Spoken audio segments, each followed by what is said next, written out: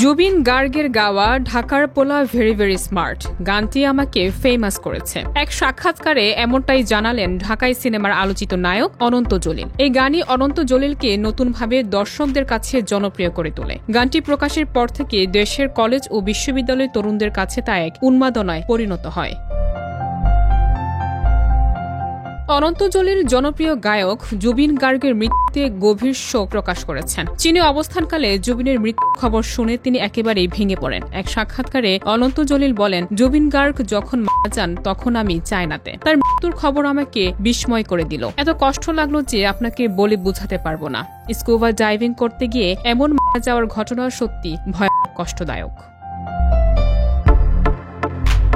অনন্ত জলিল আরও বলেন, দেশের ভার্সিটিগুলোতে ঢাকাই পোলার গানটা মানেই আলাদা আবেগ। শিক্ষার্থীরা এটি গায়, নাচ করে, অনুষ্ঠানে পরিবেশন করে। সবাই জানে অনন্ত জলিলের গান ঢাকাই পোলা ভেরি ভেরি স্মার্ট। অথচ এই গানটির পেছনে যিনি ছিলেন সে জুবিন গার্গ আর আমাদের মাঝে নেই। এটা মেনে নিতে খুব কষ্ট হচ্ছে। গানের জনপ্রিয়তা শুধু বাংলাদেশে সীমাবদ্ধ থাকেনি, ছড়িয়ে পড়েছে বিশ্বজুড়ে। অনন্ত জানান, দেখেন শুধু বাংলাদেশে নয়, বিদেশেও এই গানের সমাদর পেয়েছে। বিভিন্ন দেশে কলেজ ও বিশ্ববিদ্যালয়ের ছেলেমেয়েরা এই গান গায়, নাচ করে। আমি যেখানেই গেছি সেখানেই তরুণদের মুখে এই গান শুনেছি। অনেকেই আমাকে গেয়ে দেখাতে বলেছে, নাচতেও বলেছে।